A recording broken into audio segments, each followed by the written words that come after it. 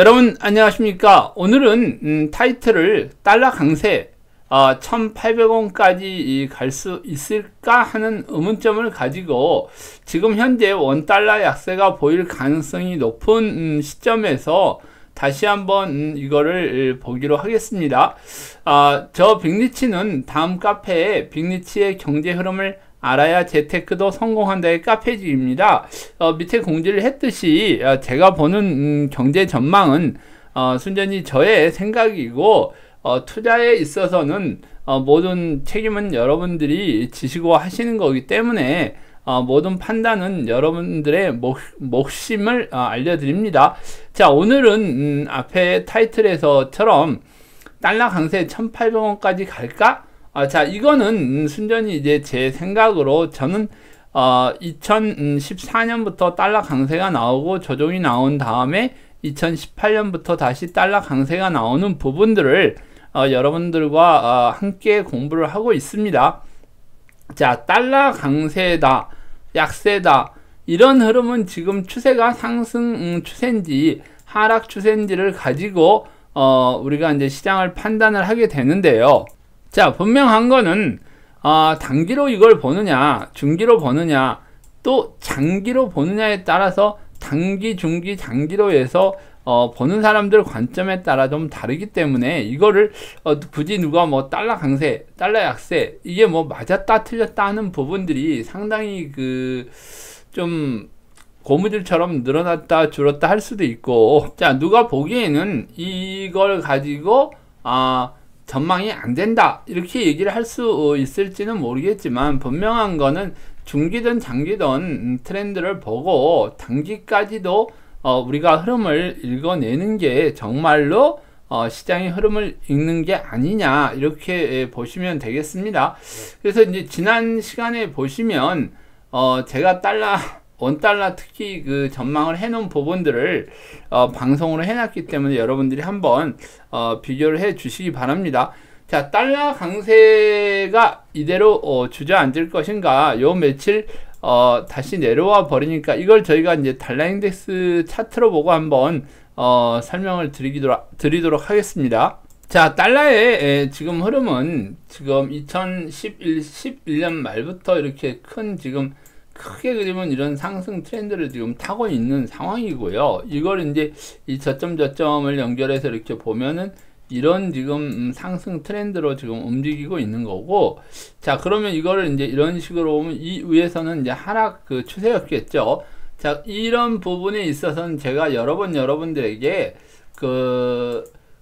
달러 주기를 가지고 설명을 드렸기 때문에 이제 반복해서 하지는 않겠습니다. 오늘은 좀 중요한 부분들이 좀 많이 있기 때문에, 과연 너 빅리치 말도 안 되게 1800원이라는 얘기를 왜 하느냐, IMF도 안 올 텐데, 이렇게 얘기를 할지는 모르지만 일단 내용을 들어보시고 그 부분에 수긍이 가는 부분인지, 정말 달러가 강세가 나왔을 때는 1700원 정도까지도 과연 올라갈 수 있는지를 한번 우리가 이번 시간에 알아보기로 하는 시간이니까요. 자, 이렇게 상승 트렌드가 이렇게 나오고 있다 보니까 많은 사람들이 달러에 대해서, 자, 여기서 이렇게 해서 딱 올라가니까 이제 강세로 가나 보다, 그리고 여기서 또 떨어지니까 약세나 본데 하다가 또 이리 올라가니까 강세 아니야 하다 다시 떨어지니까 이거 약세 맞네 지금 이러고 있는 상황이죠.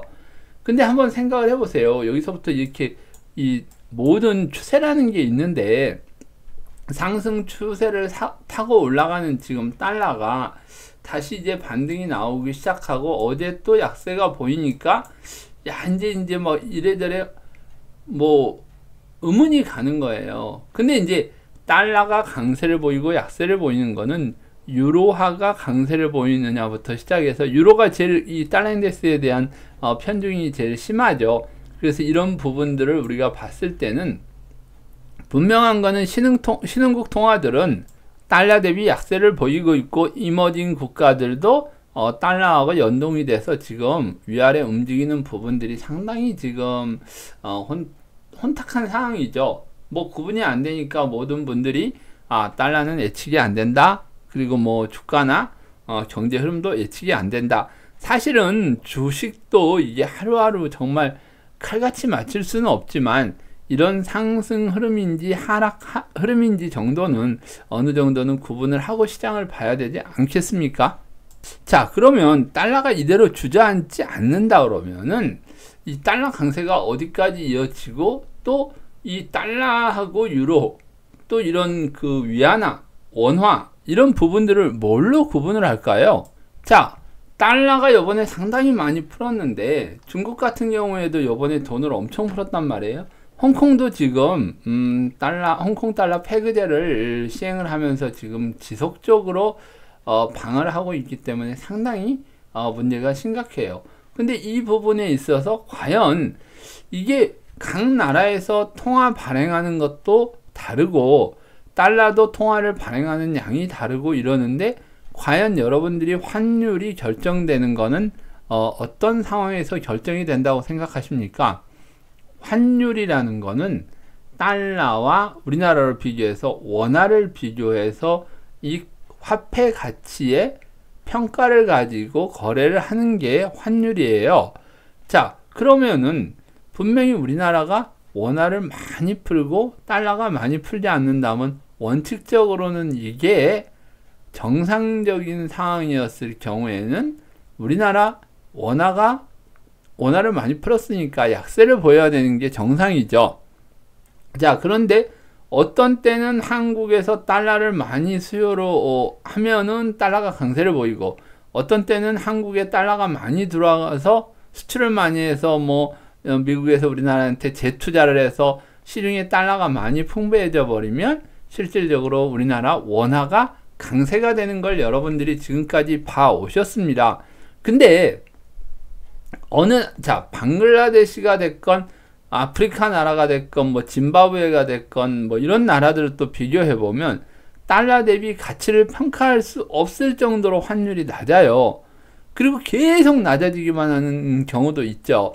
그래서 이제 그거를 경제학자들은 보통 어떤 거를 가지고 각국 통화 가치 평가 기준을 하느냐, 무엇으로 하느냐, 이 부분이 이제 경제 규모 대비 통화량으로 이걸 평가를 합니다.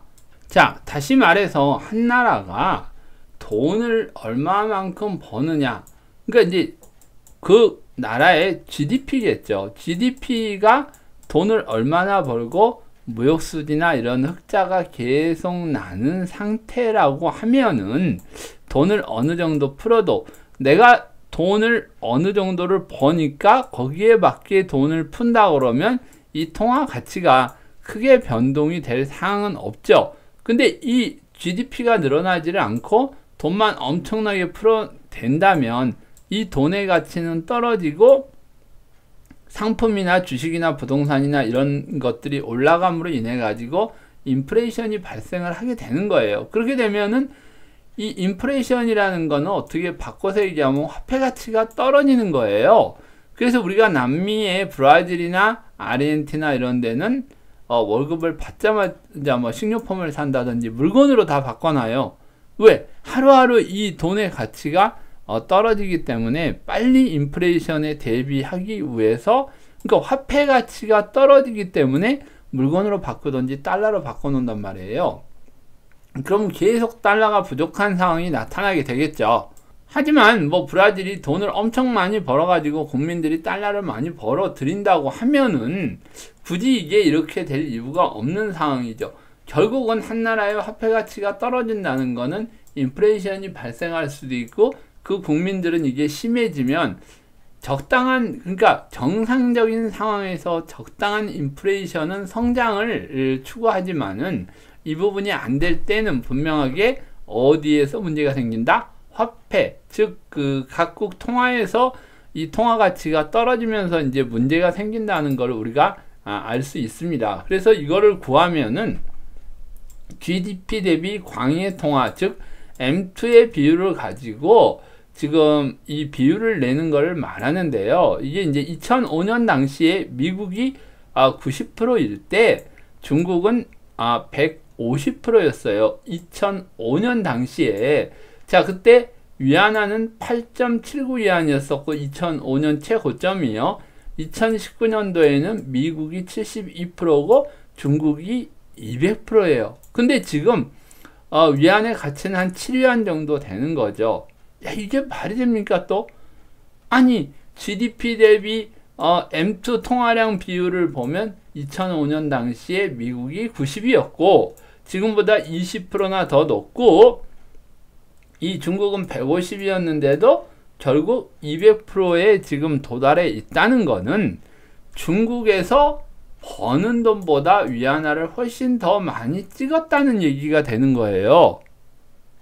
자, 미국 연준의 이코노믹 리서치 그 사이트를 들어가 가지고 중국의 위안화 관련된 부분을 한번 이 위안화 이제 외환 변동 상황을 한번 보기로 하겠습니다. 이걸 맥시스로 이렇게 바꾼 다음에 이렇게 보면은요.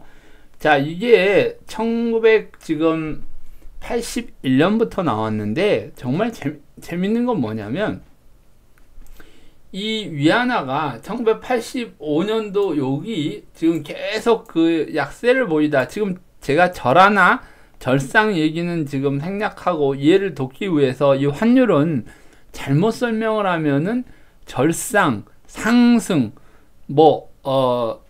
위안화 약세 이런 부분들이 굉장히 헷갈리기 시작해요.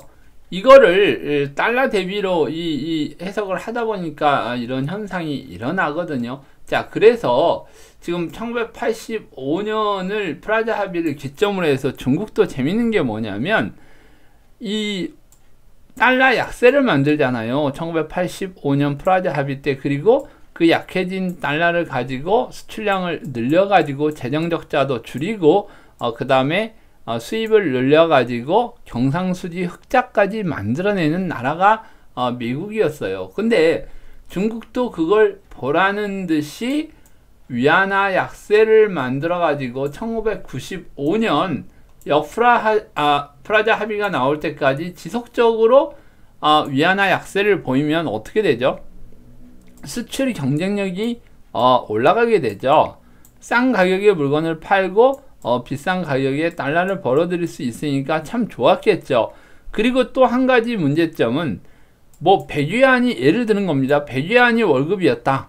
100위안이 월급이었는데 이때 당시에는 위안화가 약해지면서 달러 대비 이거를 바꾸면은 월급이 어마어마하게 싸져 버리는 거예요. 그러니까 이제 인건비가 싸고 이 돈도 싸다 보니까 토지 가격도 싸고 전체적으로 경제 활동하기 참 좋은 환경이 만들어져서 여기서 성장하는 중국의 성장이 어마어마하게 나오는 거죠. 자, 이제 1995년도 역프라자 합의를 하는데도 중국은 이 환율을 고스란히 유지를 한다는 얘기예요. 그러면 여기서 이제 나오는 엄청 올려버린 다음에 그 환율을 그러니까 올렸다는 얘기는 위안화 약세를 계속 만든 다음에 이거를 갖다가 계속 유지를 했다는 거는 1994년부터 2005년도 여기 보시면 8.27위안까지 그 유지를 하면서 누릴 수 있는 경제의 부를 다 누려버리는 거예요. 그리고 나서 2007년, 8년 이 부분이 나오면서 위안화도 상당 이제 강세를 보이는 국면에 접어듭니다.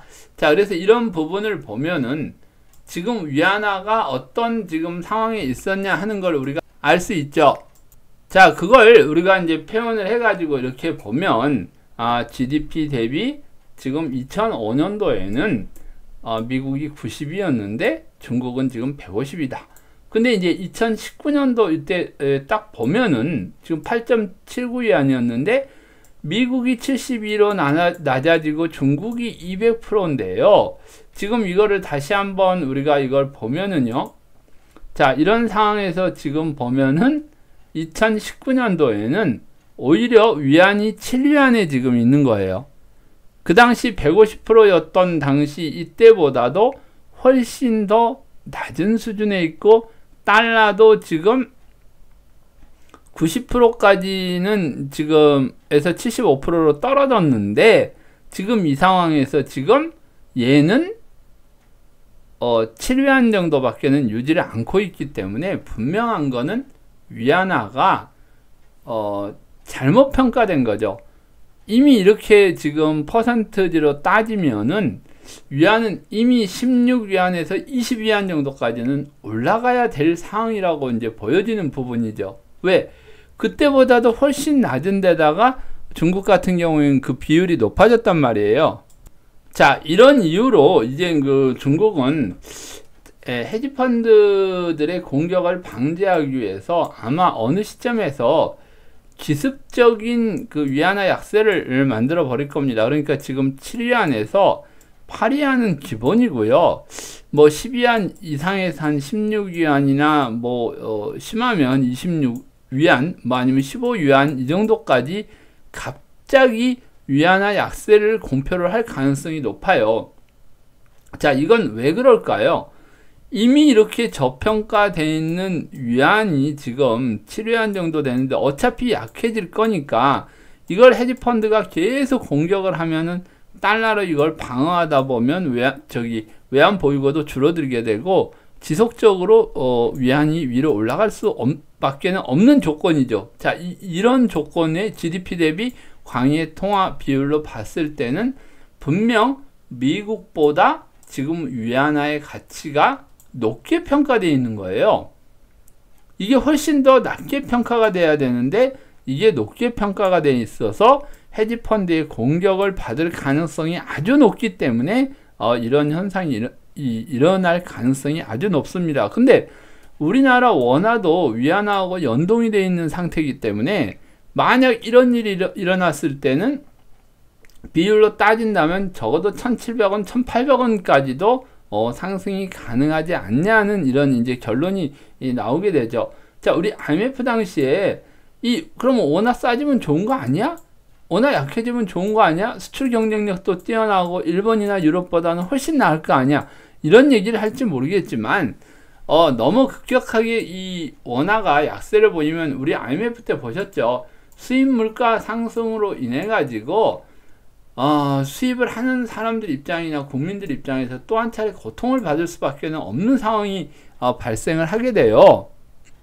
자, 그러면 우리가 과거의 사례를 보고 GDP 대비 M2의 그 비율을 보면 2016년도에는 제가 이제 2015년도하고 2016년도를 준비를 하려고 했는데 2016년도를 기준으로 볼게요. 자, 중국은 209.5배, 자, 그리고 미국은 89.9배였습니다. 자, 이렇게 되면은 그 2005년에 미국이 70이었고 중국이 200이었는데 이게 이제 약간 올라가긴 했지만 이 비율로 따지면 약 거의 뭐 2배, 2.5배 이상이 넘는 지금 환율 차이가 나는 거죠. 그래서 환율이 정상적으로 돌아가야 되는데 그렇지를 못하다. 홍콩 같은 경우에는 지금 더합니다. 경상수지 흑자 대비 지금 M2의 양이 많아졌다. 이거는 이제 폐그제를 하면서 이런 현상이 지금 일어나고 있는데요. 자, 여기 보시면 지금 이제 2017년도에 395배, 그리고 여기는 384% 정도의 지금 상황을 보이고 있는데 약간 줄어들었죠. 자, 이런 상황에서 일본은 243, 247, 그리고 252로 꾸준히 늘어나고 있는데 일본 같은 나라는 준기초통화국이기 때문에 어떤 문제가 생겼을 경우에는 자기들이 통화를 발행해 가지고 이걸 해결할 수 있는 부분의 나라 중에 하나예요. 그리고 한국은 146, 그리고 계속 이 정도 151 정도를 유지하고 있는 게 좀 특이한 부분인데, 자, 100%로 잡았을 때 약 0.5배 정도가 더 그 한 배 정도는 아니고 더 이제 비싼 편인데, 미국 대비 달러 대비로 봤을 때는 거의 그 2배 정도는 더 나올 수가 있는 거죠. 2816이니까. 그러니까 지금 환율보다 2배 정도까지 가도 이거 뭐 문제가 되지는 않는다 그러면 정말 그렇게 크게 나올까? 그렇다고 해서 뭐 그렇게 뭐 2,400원 정도까지는 가지 않겠고 그 수준까지 가겠죠. 자, 그래서 이 OECD 회원국을 보면 지금 이런 수준인데, OECD 회원국보다는 우리가 훨씬 지금 한 40% 정도가 지금 환율이 더 낮은 가격에서 거래가 되고 있다, 이렇게 보시면 되겠죠. 전 세계적으로 봐서도 전 세계 통화를 대비해서도 지금 아시아 통화들은 상당히 지금 약세를 보여야 되는 부분이 어거지로 더 강세를 보이고 있다. 이렇게 지금 평가가 되는 겁니다. 자, 이거를 과거로 한번 돌아가서 보면은요. 자, 이게 명목 국내 총생산 GDP 대비 통화량 비율을 보면은 지금 중국이 2004년 지나면서 이렇게 큰 350, 오히려 2004년, 5년, 6년 지나면서 이 컸던 부분들이 좀 줄어들었던 거는 위안화가 이제 절상을 하면서, 그러니까 강세를 보이면서 이게 낮아졌다는 얘기예요. 계속 꾸준히 이렇게 올라가서 이런 모양을 보였었고, 지금 요게 녹색 부분이, 형광 녹색 부분이 한국인데 이게 269까지 올라갔었어요. 2006년도에는요. 결국은 통화량이 많이 늘어나질 않고 GDP가 늘어나면 이게 이제 많이 줄어들겠죠. 자, 그리고 나머지 부분이 이게 인도예요. 인도고 나머지는 세계 평균인데 지금 144였어요. 2006년도까지는요. 야, 2006년도까지는 이런 모습을 보이고 있다가, 자, 2009년도 거를 한번 봅시다. 2009년도 거를 한번 보면은 지금 홍콩이 529고요. 자, 미국이 지금 84예요. 유럽이 지금 74고, 그 다음에 영국이 113 정도니까 실질적으로 가장 문제가 되고, 우리 한국은 지금 146 정도 돼 있는 거고요. 그 다음에 싱가포르이 125, 그 다음에 호주가 한 100 정도 돼 있죠. 그 다음에 이제 캐나다가 78. 그리고 이쪽 나라들은 지금 환율 자체가 완전히 망가져 버려 가지고 브라질이나 이런 부분들은 낳는다 그래서 이게 맞는 거라고 볼 수가 없어요. 지금 뭐 돈을 어마어마하게 지금 풀어 가지고 그 약세 부분이 제대로 반영이 됐다는 얘기죠. 이따가 브라질 환율 한번 보여드리고 제가 이제 말씀을 드리는데, 베트남 얘들이 조금 위험해요. 그래서 얼마 전에 이제 외환 위기나 이런 부분들이 논의가 됐던 그 나라 중에 하나죠. 자, 여기서 이제 보시면 이제 가장 중요한 게 지금 문제가 되고 있는 홍콩. 자, 지금 중국에서 얘를 걸고 넘어지는데 차라리 지금 이런 상황이기 때문에 홍콩 달러 폐기제를 지금 하면서 환율들을 지금 이렇게 방어를 하고 있는데, 이 아랫부분에서 지금 강세를 계속 만들어가는 부분들을 지금 보이고 있죠. 자, 이러면은 헤지펀드들이 이 굉장히 약해지는 차익을 노리고 들어갈 가능성이 아주 높죠. 왜? 헤지펀드들은 다 이런 걸 노리고 지금 뭐 한두 번 아시아 외환위기 때도 공격을 한 게 아니잖아요. 그래서 만약에 홍콩에 대한 부분이 이제 공격이 들어가게 되면 이제 중국도 연관이 돼 있어요. 지금 중국도 작년 대비 193 정도면 지금 환율의 2배. 그러니까 이 2배는 약간 안 되더라도 7위안이니까 27에 14 정도 되면 한 14위안 정도. 이 정도로 약세로 그냥 갑자기 해버리면 사실 헤지펀드가 들어와도 여기서 큰 문제가 되지 않으니까, 중국은 지금 뭐 나라에서 지정하는 환율이기 때문에 이게 갑자기 나올 수도 있어요. 그리고 이제 디지털 위안화를 사용하느니 마느니 또 이런 소리를 해버릴 수도 있고. 근데 이제 문제는 이 홍콩인데, 과연 홍콩이 문제가 생겼을 때, 자, 헤지펀드 입장에서는 홍콩을 공격하는 게 나을까요? 중국을 공격하는 게 나을까요? 어쨌든 둘이 다 똑같아요. 지금 헤지펀드에 먹잇감이 되어 있고, 일본은 준기축통화국이기 때문에 달러가 없어도 계속 발행을 해서 이걸 방어를 하면 되니까 얘는 포기를 할 거란 말이에요. 이미 이런 식으로 지금 환율에 대한 가치가 평가되어 있는 상황에서, 자, 우리나라도 지금 보면 중국에서 그런 일을 저지른다 그러면 우리나라도 어찌됐건 간에 미국 대비 거의 한 2배 정도가 나오는데, 아마 우리나라도 지금 벌어들이는 돈들이 많기 때문에 거기까지는 안 가겠지만 우리나라 환율도 적어도 1,700~800원 정도는 우습게 넘어가지 않겠냐 하는 지금 상황으로 우리가 한번 시장을 보는 게 어떠냐 하는 지금 의견으로 여러분들에게 이 설명을 하는 겁니다. 자, 참고적으로 이걸 이제 보기로 했으니까 세계의 그 GDP 대비 M2 비율로 봤을 때 지금 금 가격을 이렇게 표현하는 건데요.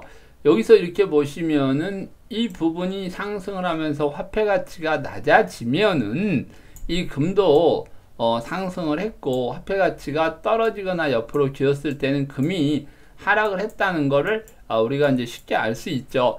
자, 여기서 이제 온스당 이게 금인데 만약에 위안화 절하가 이제 위안화가 약세가 나온다든지 한국 돈이 약세가 나온다든지 이런 부분을 하면 이 평균이 내려가겠죠. 그러면 금 가격도 내려갈 확률이 좀 높아진다고 볼 수 있겠습니다. 그래서 달러가 강세를 보이면 금 가격도 하락을 할 가능성이 높구나 하고 시장을 볼 수가 있습니다. 자, 그래서 중국이 지금 미국하고 환율 전쟁을 하면서 자, 미리 헤지펀드의 공격을 방지하기 위해서 기습 절하를 할 가능성이 굉장히 높다. 그리고 그 상황에서 원화도 위안화하고 연동이 될 가능성이 높다.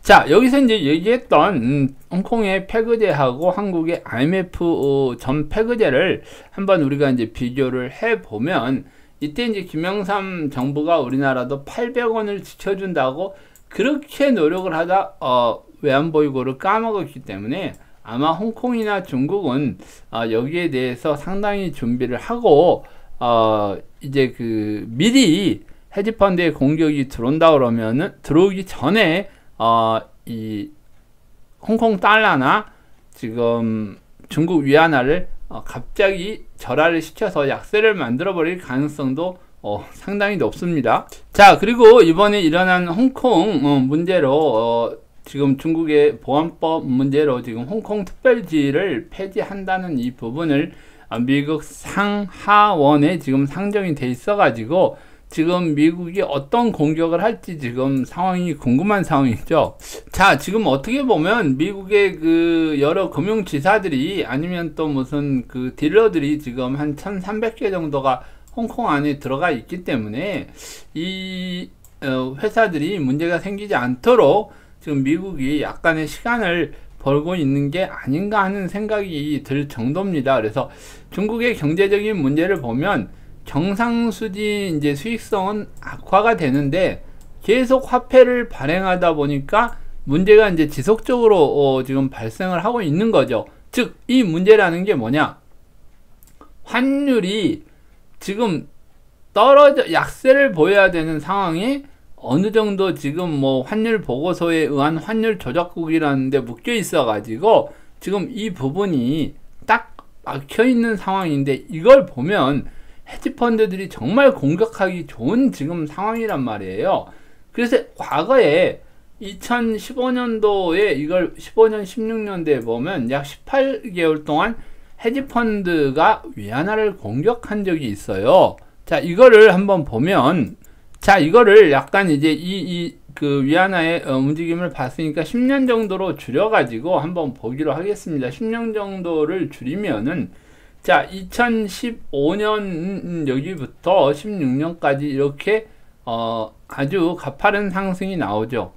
위안화의 약세가 보이는데 지금 이제 이 상황에서 지금 2000 이게 14년이죠. 이제 15년 여기서부터 이 16년까지 지금 한 약 18개월 동안을 지금 계속 지속적인 공격을 했었는데 2016년 여기까지요.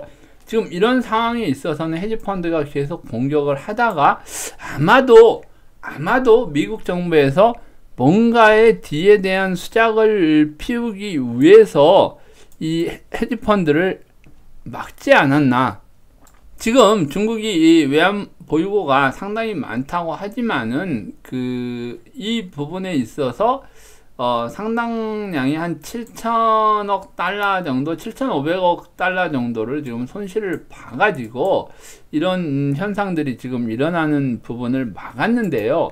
결국은 이거를 이때 죽여버리는 것보다도 뭔가를 지금 수작을 피우고 보는 게 미국 입장에서는 훨씬 더 유리하지 않았나 싶어요. 그래서 지금 그 상황이 여기였고 다시 절하가 나오다가 눈치를 보고 다시 이제 그 강세가 보이다가 약세로 지금 돌아서고 있는데 원래 지금 제자리를 찾아가고 있는 거고 이때도 상당 부분의 그 위안화가 비싸다고 느껴져 가지고 공격을 했던 건데 여기도 지금 이제 슬금슬금 어느 순간에 공격을 해라 그러면은 이게 상당 부분 올라가기 때문에 오히려 중국이 아예 미리 8위안 이상 뭐 10위안 정도까지도 강하게 절하를 할 가능성이 지금 아주 높은 상황이다 하고 지금 이렇게 보시면 되겠습니다. 그래서 지금 중국이 이제 상당히 이런 문제까지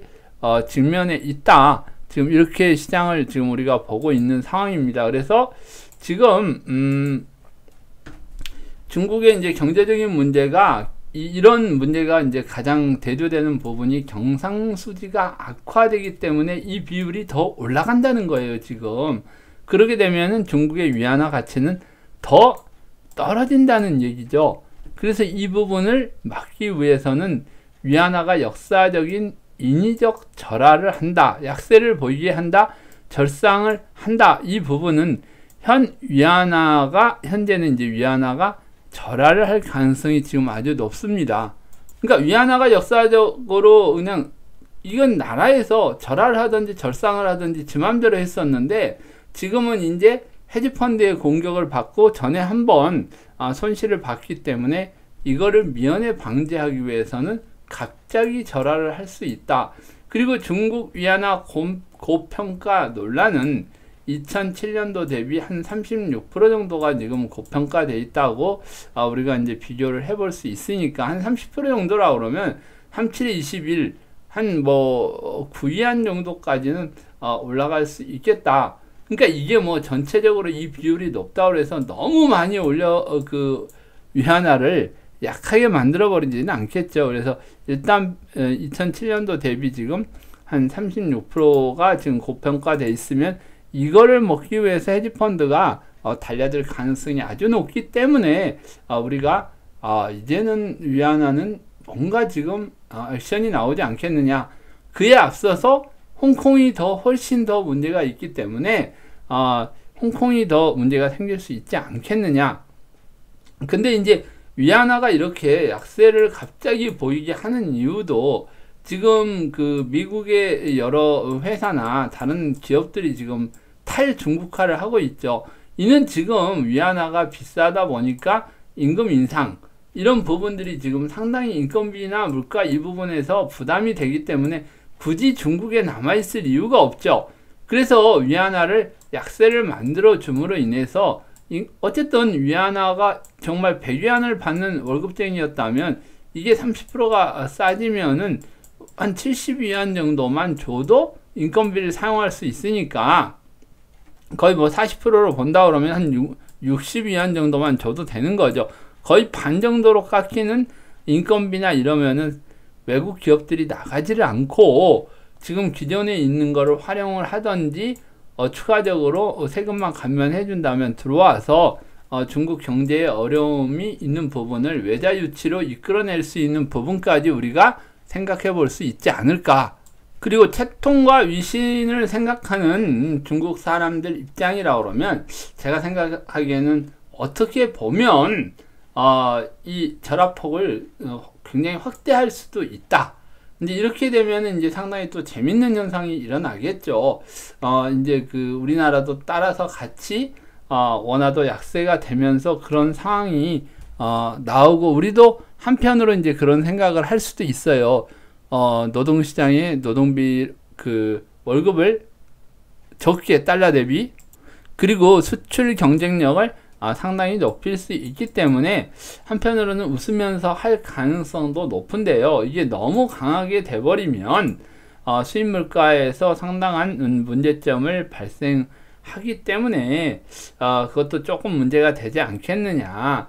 그래서 이제 중국의 환율 과정과 위안화 절하폭 확대 가능성 이거는 이제 지금 우리가 그걸 보고 말씀을 드린 거고 아까 앞전에서 설명한 1985년부터 미국과 함께 수출 대국으로 발돋움하기 시작한 때가 이때다. 그리고 2015년 16년도에는 약 18개월 동안 헤지펀드가 위안화 공격을 했는데 미국 정부가 개입을 했는지 안 했는지는 모르겠지만 지금 이 상황에서 잠시 정지를 했다. 헤지펀드가 어느 나라 환율을 공격하다 이렇게 멈춘 경우는 아마 거의 찾아볼 수 없는 경우일 거예요. 자, 이렇게 되자 미국과 지금 중국은 상당히 그 관계가 악화가 돼가면서, 얼마 전에 이제 중국은 그 북해 있죠. 북해에다가 핵잠수함을 지금 뭐 3대인가를 갖다 놓고 핵미사일을 뭐 발사를 하고 지금 이런 입장이죠. 아니 저 미국 코앞에 가가지고 핵미사일을 쏜다 만다 하면 미국도 뭐 자유스럽게, 나중에 이길 수야 있겠지만 본토에 핵무기가 떨어진다는데 뭐 자유롭게 중국의 무력으로 압박을 가할 수 있는 거는 제가 봐서는 어렵다고 생각이 들기 때문에 아마 경제적인 압박이 뒤따르지 않을까 생각이 듭니다. 자, 그래서 어제 신문을 보니까 미국이 그 영국에서 출발한 전투기가 북해를 이렇게 이제 그 돌면서 이제 그 정보 수집을 하러 갔다가 뭐 이렇게 이렇게 떨어졌다는 얘기도 지금 들었고, 자, 지금 미국 같은 경우에는 항공모함 3척이 태평양이나 우리나라 서해안에다가 갖다 놓고 지금 대응을 하고 있고요. 지금 부산 쪽에도 보면, 자, 미국 군함들이 지금 많이 들어와 있는 거를 우리가 느낄 수 있고, 지금 이 상황에서 지금 북한이 오늘 아마 그 지금 제가 방송을 하는 시간은 2020년 6월 16일 5시 9분인데요. 제가 이렇게 시계를 올리는 거는 기록 방송으로 남기기 위해서 잠시 올립니다. 자, 이런 상황에서 북한의 그 개성에 있는 남북 연락소를 지금 폭파시켜 버려 가지고 지금 문제가 뭐 발생을 했다, 이런 뉴스가 지금 속보로 뜨고 있는데, 군 당국에서 일단은 추정을 하고 있는 뉴스이기 때문에 지금 뭐 제가 확실하게 얘기는 못 하겠지만 벌써 이상 현상이 보였는지, 오늘 뭐 외국인들도 선물 매도를 좀 많이 늘리고 막판에 우리 장도 결국은 윗꼬리가 달리고 지금 끝난 상황을 보이고 있습니다. 뭐 우리 시장도 지금 뭐 설명을 못할 정도로 변동성이 굉장히 심하게 나오고 있는 장이고, 자, 미국의 달러는 지금 중국만 이러는 게 아니라 유럽 부분도 지금 그 은행 부분이나, 이제 유럽은 지금 보면 아까도 보셨지만 자기들이 버는 돈 대비로 이렇게 봤을 때는 그렇게 뭐 과대평가나 과소평가가 된 건 아니죠. 그렇기 때문에 이 얘네들은 경제적으로 문제가 생겨서 유로화가 지금 약세를 보이는 거지, 지금 유로화가 약세를 보인 이유는 지금 뭐 남부 유럽의 재정 문제라든지 은행 문제라든지 이런 부분이 안 터져서 그렇지, 이번에 이 바이러스 자금이 이렇게 나오면서 지금 이 위기가 모면이 되면서 빚은 늘어나는 상황에서 유로화가 계속 지속적으로 약세를 보이는 부분은 중국하고는 조금 다른 부분입니다.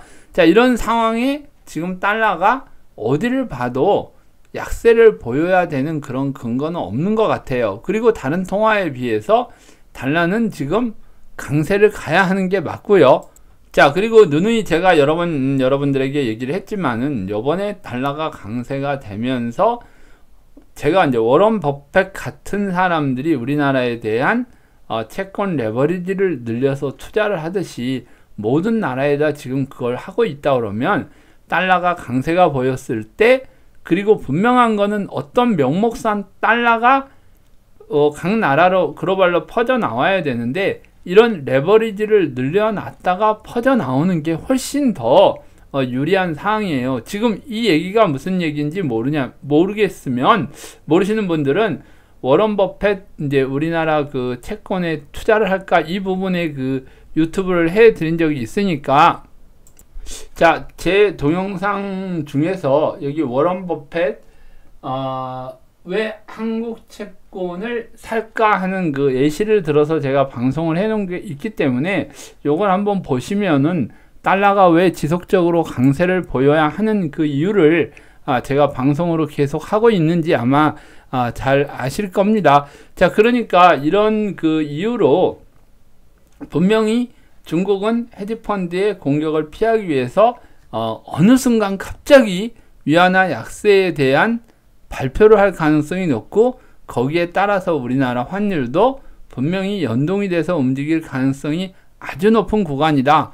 이렇게 보시고 우리 시장을 한번 보시기 바랍니다. 그래서 제가 보는 관점에 달러 강세와 원화 약세, 위안화 약세 부분은 분명히 앞으로 우리가 맞이하게 될 그런 상황이 되지 않을까 생각합니다. 자, 여러분 성공하는 투자 되시고 저 빅리치였습니다. 좋은 하루 되십시오.